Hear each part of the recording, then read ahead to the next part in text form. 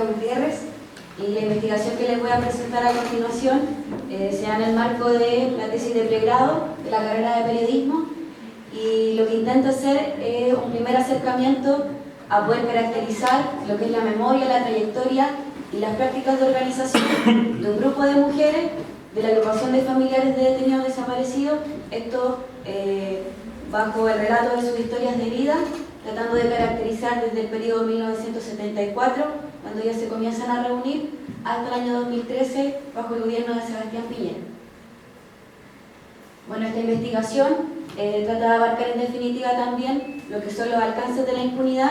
tanto en términos institucionales, como también el concepto de impunidad biológica, como hoy día también vivimos una lógica de doble desaparición de las y los detenidos desaparecidos, y puede reflexionar en definitiva en torno a lo que son las violaciones a los derechos humanos y la desaparición forzada de personas como prácticas permanentes también de los estados, que no se da solamente en contextos de dictaduras. Y bueno, la investigación propone desde las distintas disciplinas, entendiendo que desde las ciencias sociales también se estudiaba mucho este tema, pero había un poco relegado también desde la comunicación social o desde el periodismo, que siempre trata de validar otro tipo de fuentes y no pone en valor lo que es la subjetividad y lo que es la experiencia. La metodología utilizada durante esta investigación fueron las entrevistas semiestructuradas a partir de un grupo de mujeres. Y bueno, las principales temáticas abordadas fueron la detención y la búsqueda del familiar detenido o detenida desaparecida, cómo se van conformando y articulando estas redes de mujeres, cómo ingresan a la agrupación de familiares de detenidos desaparecidos en Santiago, las acciones realizadas al interior de la organización, es decir, tanto sus acciones y sus prácticas formales como informales, y por último, lo que son las políticas públicas en derechos humanos, si es que ellas tienen incidencia o no en lo que es la agenda política durante la postdictadura, y cómo en definitiva se va armando este relato en torno a sus memorias y en torno al concepto de impunidad, que es lo que entendemos que puede ser urgente hoy día de poder recuperar. Las entrevistas fueron realizadas a 5 mujeres de la agrupación de familiares de detenidos desaparecidos. Aquí también existe una técnica dentro de las ciencias sociales, que es la técnica bola de nieve. Quiere decir que nos acercamos a una mujer a realizar la entrevista y desde ahí podemos ir encontrando a otras mujeres en estos contactos que se van dando ya dentro de la misma entrevista, entendiendo también que la agrupación hoy día, y a pesar del imaginario, de lo que podamos pensar respecto a esta agrupación, es una agrupación que se encuentra más bien inactiva en términos orgánicos, que funciona solamente con una directiva, que actúa quizás también muy en el orden de lo simbólico, y que por tanto no existen muchas fuentes vivas también, la memoria viva respecto a este tema, y muchas de las mujeres entrevistadas también se fueron de la agrupación luego de terminado el primer gobierno de Michelle Bachelet. Estas mujeres son madres, esposas, hijas o hermanas de detenidos desaparecidos. Ellas también son de diferentes generaciones, van en el rango de entre los 60 y los 90 años, con diversos roles también al interior de la organización, variadas posiciones políticas también dentro de lo que sabemos es el amplio espectro de la izquierda chilena. Bueno, también creo que es importante poder decir quiénes son, poder caracterizarlas, decir también a quienes buscan. Ellas son Gabriela Zúñiga, quien busca a su esposo, Álvaro Barros Duque, militante del MIR, Mireya García, quien busca a su hermano, Vicente García, militante clandestino del Partido Socialista, Viviana Díaz, quien busca a su padre, Víctor Díaz López, dirigente de la Central Única de Trabajadores y del Partido Comunista de Chile, Bélgica Castro, quien concede la entrevista de Suecia y que es la fundadora de la Arpilleras por la Memoria, quien busca a su esposo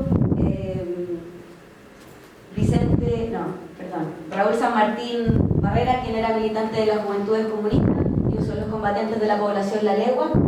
y finalmente Ana González, quien busca a su esposo Manuel II Recabarren Rojas, a sus hijos Luis Emilio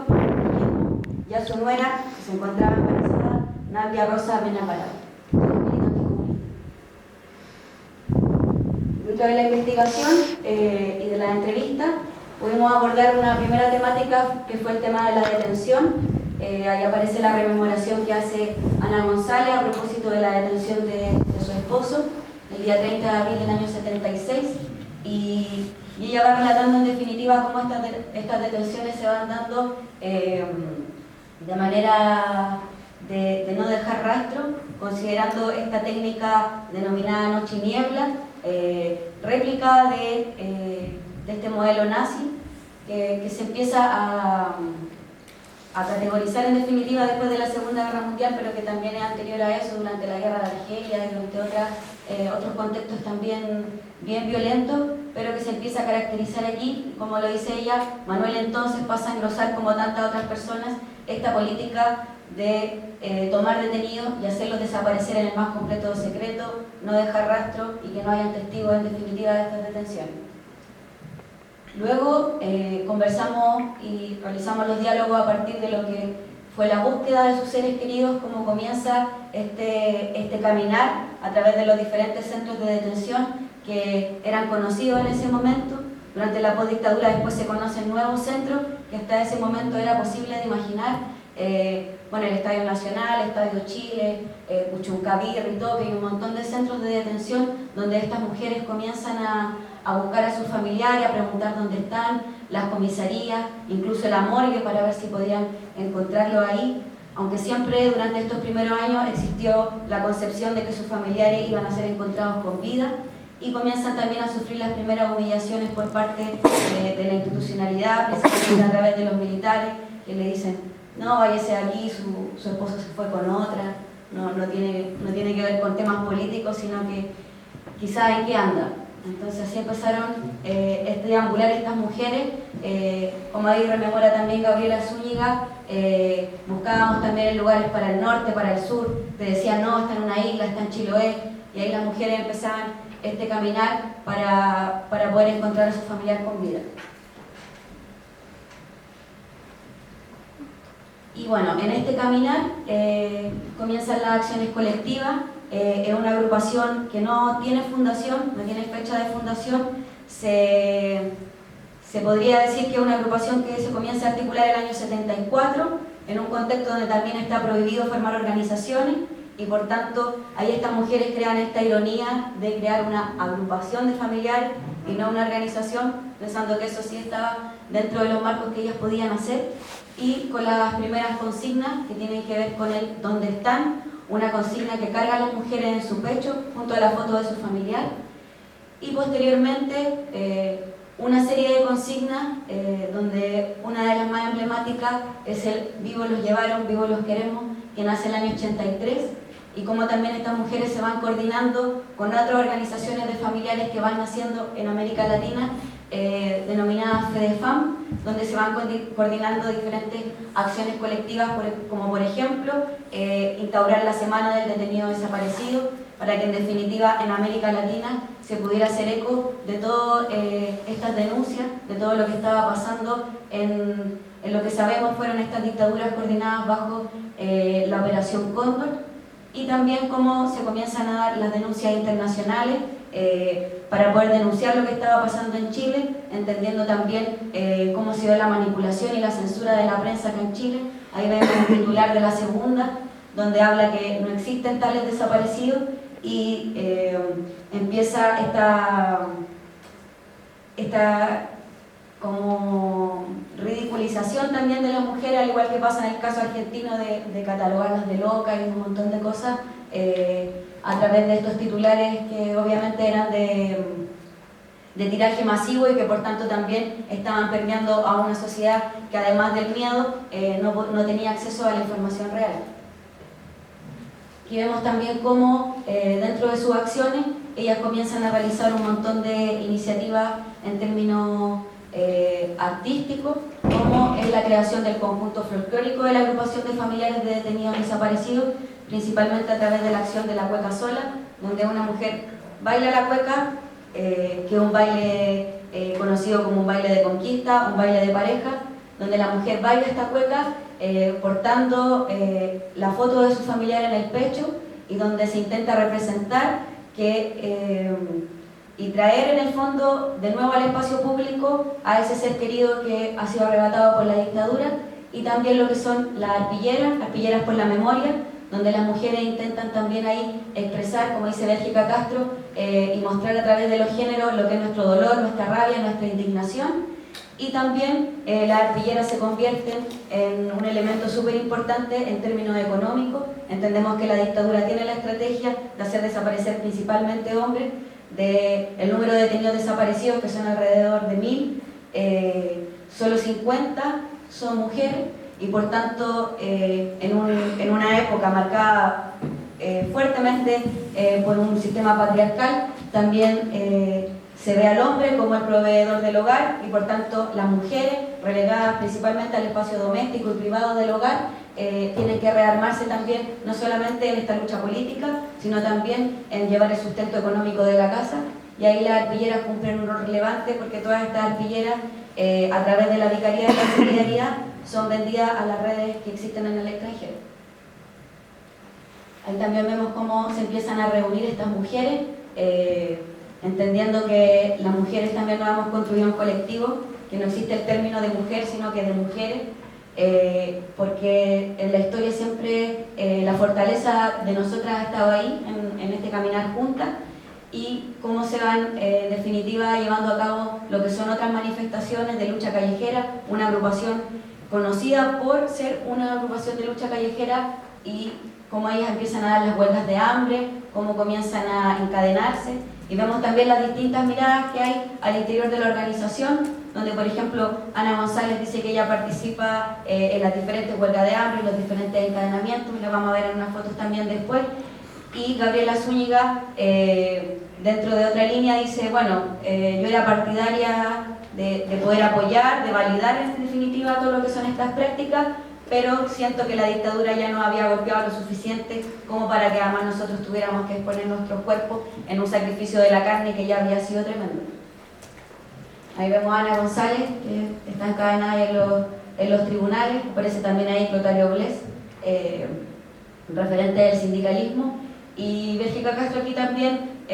recuerda cuál es la fortaleza principal de esta agrupación, caracterizada por la lucha callejera, donde las mujeres en general concuerdan en su relato de que no existe el miedo en ese momento, de que todavía también está la esperanza de encontrar a sus familiares con vida. En Chile no habían existido antes precedentes de desaparición forzada de personas, a pesar de las diferentes masacres que han existido a lo largo de nuestra historia. No habían existido antecedentes de desaparición forzada, y por tanto nunca antes en Chile ni en América Latina habían existido agrupaciones de familiares de detenidos desaparecidos. Ahí también ellas se van configurando, como decía, como actoras sociales, principalmente mujeres sin militancia política, muy subestimadas y relegadas también a lo que son los espacios domésticos del hogar, subestimadas incluso por sus propios compañeros, que asumen también que la militancia, el tema de las vanguardias, el tema de los partidos políticos tienen una mirada muy masculina. Las mujeres también hacen una crítica hoy día, que en ese momento no la hacían, pero hoy día con muchas más herramientas también a nivel político dicen, claro, nosotras también estábamos militando, también estábamos con los compañeros, pero éramos las que hacíamos el café, en la huelga de hambre teníamos que limpiar el baño. Entonces existen también un montón de lecturas hoy día nuevas respecto a lo que fue ese periodo, y también cómo no existe primero la conciencia de que ellas van a ser actoras sociales relevantes. Esa conciencia no existe durante toda su trayectoria en la dictadura. Tampoco se asumen como una organización de mujeres, menos aún de carácter feminista, porque tiene que ver un poco con la composición de este tipo de mujeres principalmente populares, que asumen que las luchas de género, las luchas por el feminismo son desviaciones burguesas de la gran lucha que es la lucha de clase, esa mirada masculina que en el fondo también nos han convencido los propios compañeros, y que por tanto ahí Gabriela Zúñiga también rememora eso, que ser feminista en definitiva dentro de la agrupación es ser burguesa, una lectura que sigue existiendo también hasta el día de hoy, y que claro, no existe en definitiva esa valoración a que las organizaciones de derechos humanos también a lo largo de la historia han sido lideradas por mujeres. 5 minutos. Finalmente pasar ya a la etapa de la postdictadura, bueno, una investigación que abarca varios años, pero que tampoco puede caracterizar de una manera completa, sino que va tomando ciertos hitos relevantes dentro de esta trayectoria. Un hito importante fue la campaña del no para dar fin a la dictadura y la recuperación de la democracia, que ellas catalogan aquí a través de la rememoración de Mireia García, que es un periodo profundamente esperanzador, porque se trataba de terminar con la dictadura, recuperar la democracia y además acabar con esta agrupación que ellas recuerdan, pensaban que ya no iba a tener sentido de que siguiera existiendo, porque llegada la democracia iban a encontrar a sus familiares, iban a saber la verdad e iba a haber justicia para los culpables.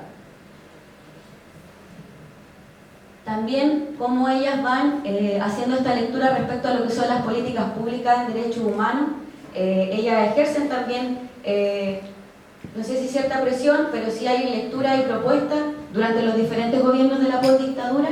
Y bueno, finalmente existe un clima de mucha resignación. Mireia García dice, bueno, y para esto mi familiar entregó su vida, para esta democracia con todas estas limitaciones, para esta democracia con todos estos miedos. Y claro, existe esa desilusión también por haberse considerado también dentro de este espectro de la izquierda, que en definitiva desilusiona mucho a este grupo de mujeres que se sienten en definitiva utilizadas por estos grupos agrupados en la concertación. Finalmente ellas también hacen una lectura de lo que ha sido la agrupación,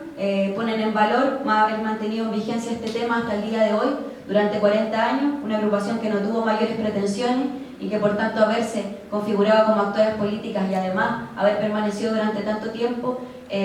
la hace valorar también esto, a pesar de las debilidades que tienen hoy día, de esta descomposición orgánica, de cómo hoy día también tienen que continuar esta lucha, porque se está diciendo que los casos van a prescribir porque han pasado muchos años y por tanto hoy día también ellas siguen peleando en los tribunales para que estos casos no se cierren.